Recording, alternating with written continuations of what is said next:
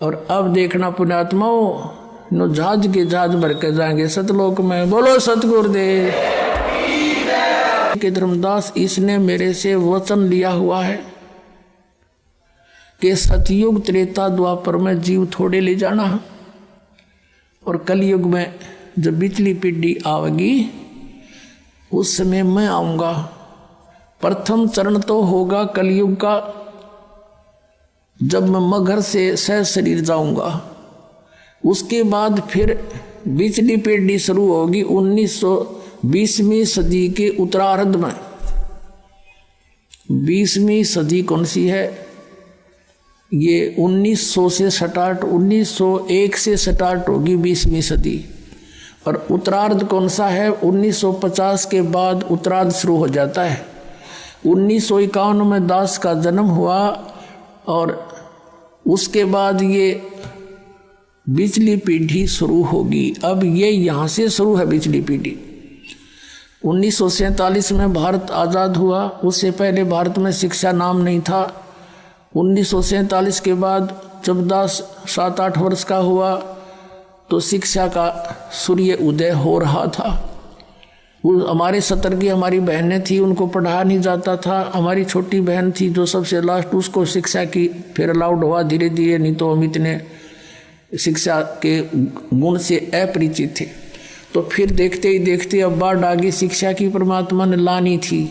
अब ये चैनल नहीं थे, पहले आप देख रहे हो सन 2000 तक कोई भी ये न्यूज़ चैनल एक्स्ट्रा नहीं थे, और ना ही कोई ये आध्यात्मिक चैनल थे।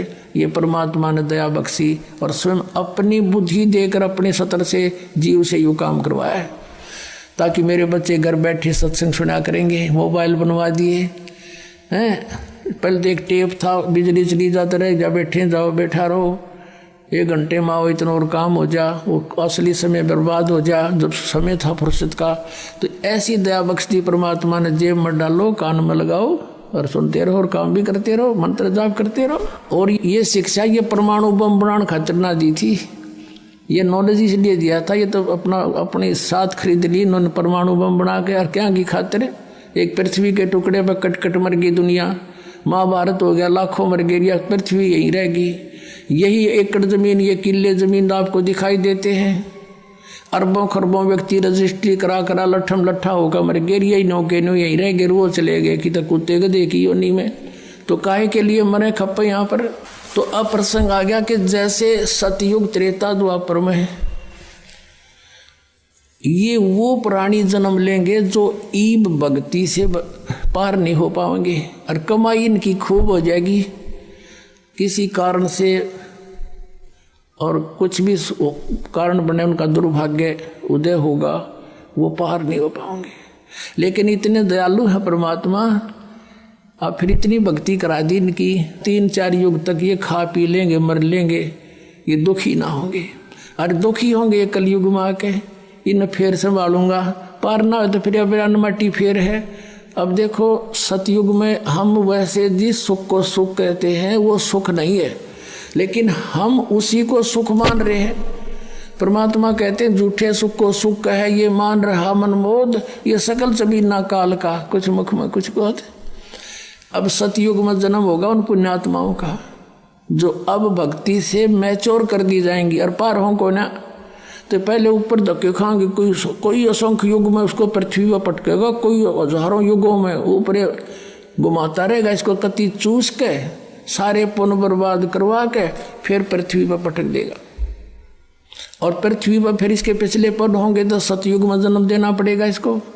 उस समय सतयुग में कैसा माहौल होगा कि जैसे कलयुग के अंत में परमात्मा ने अपनी वाणी में सूक्ष्म वेद में लिखा है कि 20 वर्ष की आयु रह जाएगी पुरुष की, मनुष्य की, और 5 वर्ष की लड़की विवाह, यानी 5 वर्ष की लड़की के बालक होने लग जाएंगे, बच्चे उत्पन्न करेगी, और 1.5-2 फुट की आयु रह जाएगी मनुष्य की हाइट, लास्ट में एंड ऑफ द कलयुग। और सभी प्राणी बेल खोद कर आ करेंगे, मैल मूल नहीं बढ़ाएंगे, भूकंप झटके तूफान इतनी जबरदस्त आ करेंगे को 2-3 फुट का भी स्ट्रक्चर बनाकर नहीं रह सकता, इतनी पीड़ा होगी इनको। और सब मांसाहारी हो जाएंगे, कृतघ्नी हो जाएंगे। तो फिर क्या होगा कि उस समय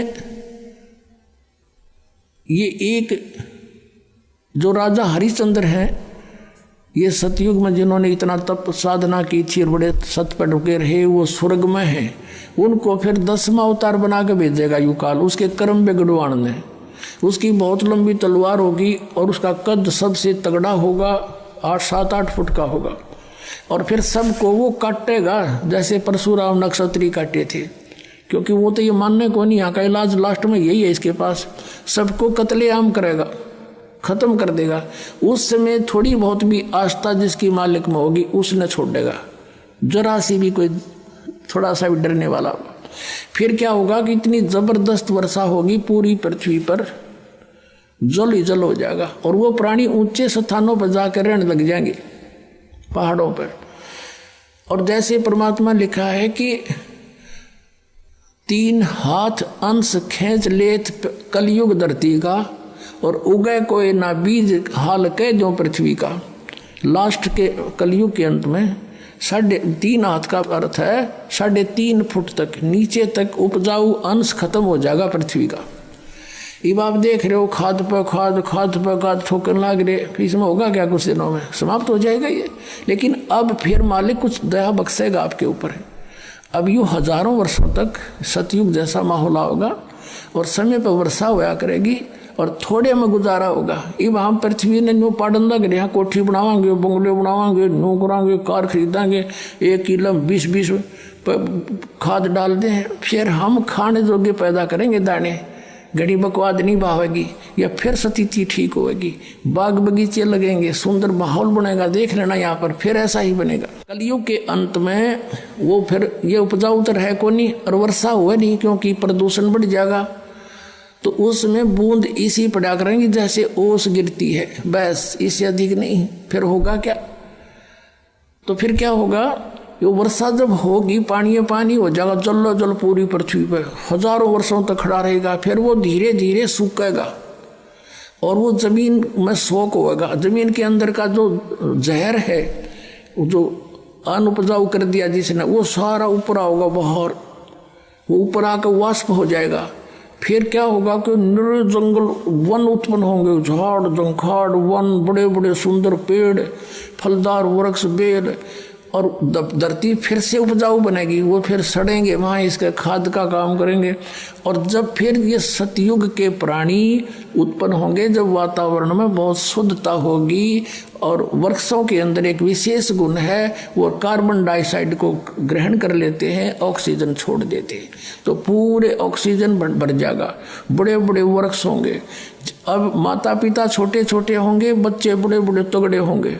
अब इसके उल्टा शुरू हो रहा है, माता पिता तगड़े तगड़े, बेटा बेटी इतनी होने लग गई।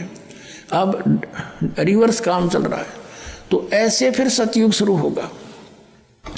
उस सतयुग में ये आत्मा जो ईब यहाँ रह जाएंगी इस भक्ति प्राइम टाइम में, तो वह फिर जन्म लेंगी।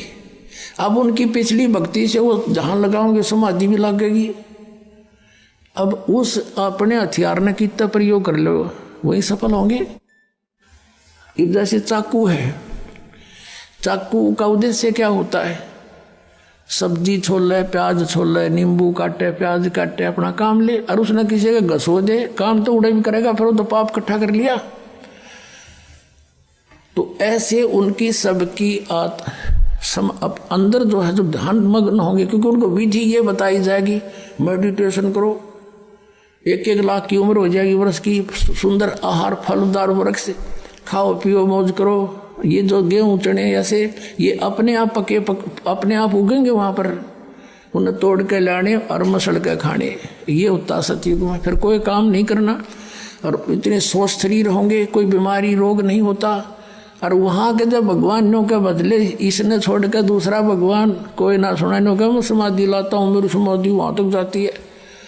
तो सतयुग त्रेता द्वापर तक इन्हीं अब के बिछड़े हुए बागियों के पुण्य फिर थोड़े बहुत चलते रहेंगे। ये सुने को ना भगवान की बात, और उसके कुछ पूर्व संस्कार से उनको लाभ होता रहेगा। वो सोचेंगे जो साधना मैं कर रहा हूँ इसी से मुझे पुण्य हो रहा है, लाभ हो रहा है। और कलयुग में धर्मदास ये कति खाली हो लेंगे, बैटरी डाउन हो जाएगी इनकी। नरे पाप इकट्ठे होंगे, शास्त्र विरुद्ध साधना करेंगे। शास्त्र विधि अब देख लो, जब शास्त्र विधि के अनुसार एक भी किसी मजहब पंथ में भक्ति हो। नानक साहब जी सतनाम का जाप करते थे, पूरे सिख समाज को उसका पता नहीं, तो वो कैसे मोक्ष प्राप्त होगा उनको।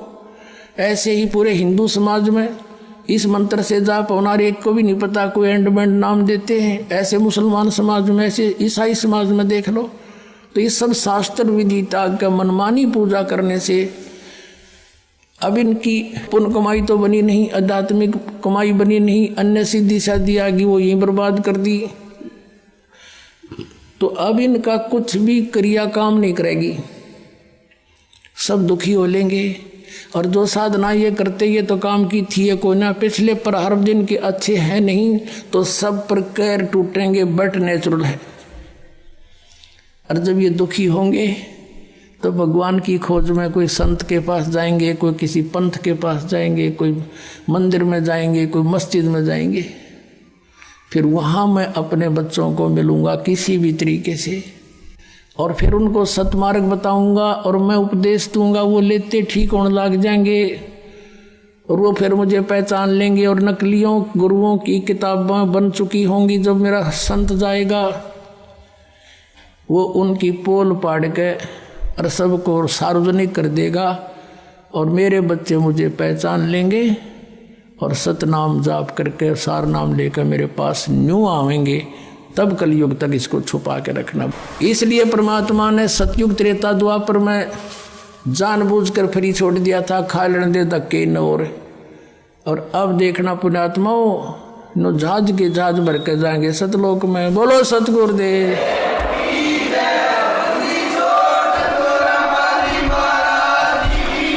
भी एक भक्त ने बताया परसों कि जी आपके विषय में ऐसे ऐसे फोटो स्टेट करा के लाया वो,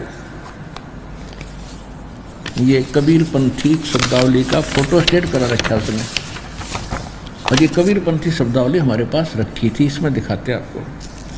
अब ये हो गया बच्चों, आपने दास ने आपको एक पारखी बना दिया अपने। वो कबीर पंथी रहा है काफ़ी वर्षों से, और कहा जी अब आँख खुली हमारी तय, हम तो नकली पंथ में फंसे पड़े थे, कति काल के दूता ने जकड़ रखे थे। अब इन प्रमाणों को देखकर आँख खुली हमारी, और वो दिखाते हैं आपको, देखिएगा। ये है कबीर पंथी शब्दावली, और इसका वही संशोधक है जो कबीर सागर का संशोधक है।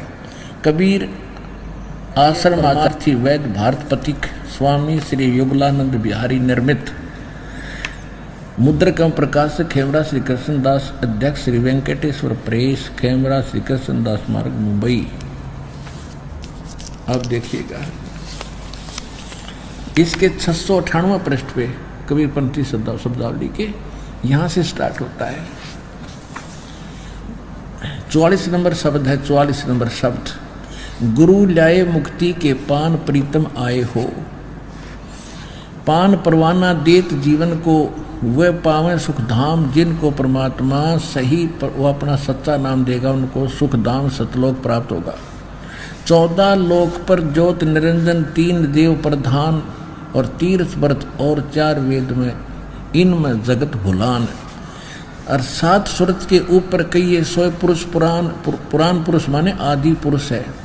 और सही छाप गुरु हंस वहाँ से लाए, सही छाप असली मंत्र गुरु यानी परमात्मा जी स्वयं वहाँ से लाए। समर्थ के फरमान, तो समर्थ का फरमान लेकर आए। सतयुग त्रेता द्वापर कहिए त्रेता मुनिंदर, सतयुग में सत्सुकृत कहिए त्रेता मुनिंदर नाम, द्वापर में करुणानिधि स्वामी, और कलयुग कबीर निधान। फिर काल को जीव कहीं नहीं माने, और कोट सुने जो ज्ञान।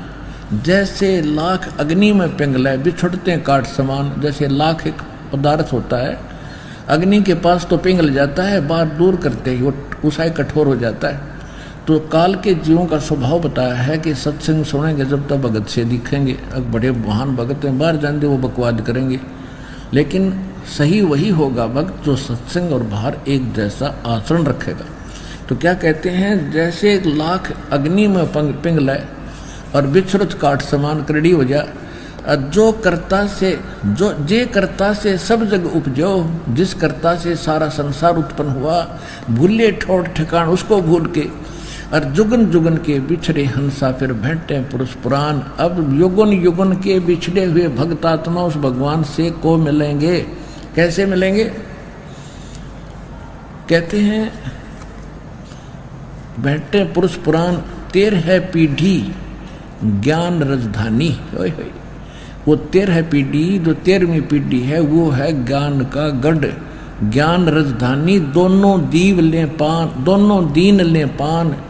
दोनों दीन माने हिंदू और मुसलमान दोनों दीक्षा लेंगे उस 13वीं पीढ़ी वाले। तो राजा रंग सकल फिर आवे, राजा और रंग सभी नाम लेंगे और छोड़ें कुल अभिमान, और 5500 बीते जब चल है पंथ निशाने।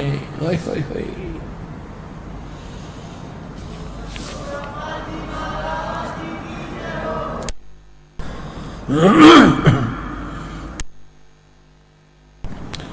जब चल है पंथ निशान, घर घर सत शब्द जो फैले, घर घर में उस सतनाम का जिक्र चलेगा, घर घर में सतनाम प्राप्त होगा।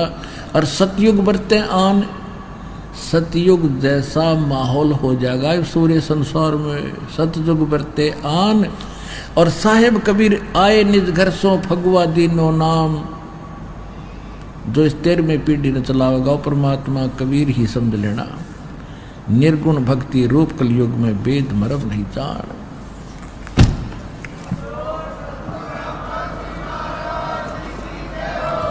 तो इन सब प्रमाणों को आपके रूबरू करने का दास का उद्देश्य है कि अब डगमग ना होना, बने बनाए काम ने बिगाड़ मत लेना, किसी काल के दूत से भ्रमित होकर। इसलिए आपको रह रह कर यहाँ बुलाया जाता है, सत्संग सुनाया जाता है।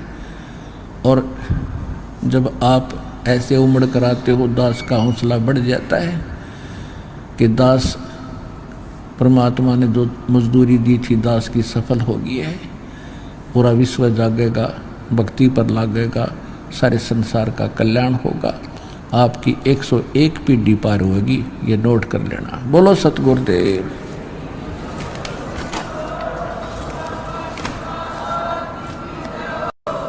अगर आप ये वीडियो YouTube पर देख रहे हैं तो हमारे चैनल को सब्सक्राइब करें और बेल आइकन को दबाना ना भूलें। अगर आप Facebook पर ये वीडियो देख रहे हैं तो हमारे पेज को लाइक करें।